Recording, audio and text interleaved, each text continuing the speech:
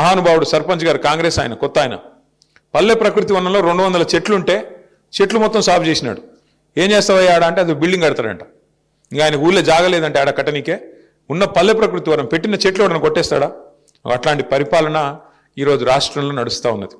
సరే ఇవన్నీ ఎందుకు జరుగుతున్నాయంటే ఒకటి మీకు తెలుసు. మొన్న రేవంత్ రెడ్డి గారు ఓపెన్గా చెప్పారు, ఆయన పాపం ఏం దాచుకోడు, చాలా నిజాయితీ గల మోసగాడు ఆయన. చాలా నిజాయితీగా చెప్పినాడు ఆయన.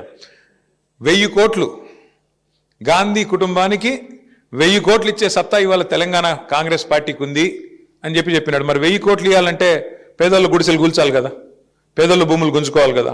గుంజుకునైనా సరే మొత్తానికైతే ఇవాళ 1000 కోట్లు చేయాలా, నా కుర్సీ కాపాడుకోవాలా, ఇదే స్లోగన్తో చక్కగా ఈ ప్రభుత్వం మరి పనిచేస్తూ ఉంది. మీరు చూస్తూ ఉన్నారు. ఈ ఎన్నికల ముందు ఇచ్చిన హామీలు అయితే నేను చెప్పాల్సిన పని లేదు. ఏ ఒక్కరికి ప్రభుత్వం న్యాయం చేయాలి. 6 గ్యారెంటీలకేమో మంగళం పాడినారు, గోరి కట్టినారు.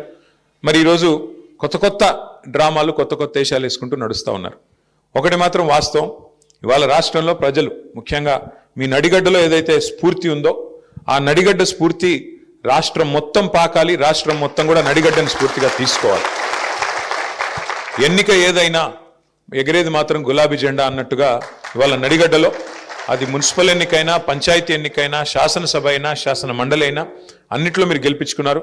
నాకు విశ్వాసం ఉంది రేపు మళ్ళీ తప్పకుండా నడిగడ్డలో జిల్లా పరిషత్ వచ్చినా, లేదంటే సొసైటీ ఎన్నికలు వచ్చినా, లేదంటే మళ్ళీ శాసనసభ ఎన్నికలు వచ్చినా తప్పకుండా వెంకటరామరెడ్డి గారి నాయకత్వంలో, విజయుడి గారి నాయకత్వంలో మళ్ళీ గులాబీ జెండా ఎగురుతుందనే విశ్వాసం నాకుంది. కానీ అన్న మొండోడు, చాలా మొండోడు, ఏ ఒక పట్టాన్ని ఏది వినడు. నువ్వు ఏమి చెప్పినా కూడా ఆయన అల్టిమేట్గా ఆయన అనుకున్నది మాత్రం రిజల్ట్ మాత్రం తెస్తాడు. వెంకటరామరెడ్డి గారి గొప్పతనం ఏంటంటే ఏదో ఒకటి చేసి కన్విన్స్ చేస్తాడు. మొత్తానికైతే కూర్చోబెట్టి ఏదైనా చెప్దాం, ఏదైనా మెల్లిగా చెప్దాం, కన్విన్స్ చేద్దామంటే మా చంద్రశేఖర్ అన్న నేను అట్లాంటి వాళ్ళు ఏమైనా ప్రయత్నం చేసినంతసేపు వింటాడు, చాలా కామ్గా వింటాడు.